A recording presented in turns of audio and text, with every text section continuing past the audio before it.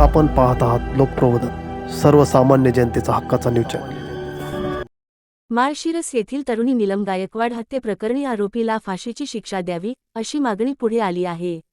18 पगड 12 बलुतेदार social foundation charitable trust Maharashtra राज्य यांच्या वतीने सासवड पोलीस स्टेशन येथे निवेदन देण्यात आले। या प्रकरणातील आरोपी अनिकेत जाधव याला कठोरात कठोर शिक्षा देण्याची मागणी करण्यात आली। निवेदन एपीआय कुमार कदम व पीएसआय परमेश्वर गोडसे यांच्याकडे सादर करण्यात आले। महिलांवर वाढत्या अत्याचारांच्या पार्श्वभूमीवर उपस्थितांनी तीव्र संताप व्यक्त केला। पीडितेला लवकरात लवकर न्याय मिळावा अशी भावना व्यक्त करण्यात आली।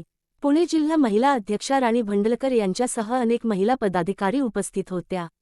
भविष्यात अशा घटना रोखण्यासाठी कठोर कायदेशीर कारवाईची मागणी करण्यात आली।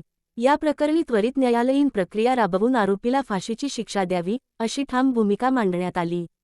लोकप्रबोधन मराठी न्यूज नेटवर्क महाराष्ट्र विभागीय संपादक श्याम जगताप सर, पुणे। आणि एमपीडी अंतर्गत त्यांचे आई असतील, वडील असतील यांना सह आरोपी करून यांना तुमचं तडीपारचा आदेश पुणे जिल्ह्यातून व्हावेत एवढीच आशा बाळगतो तुमच्या।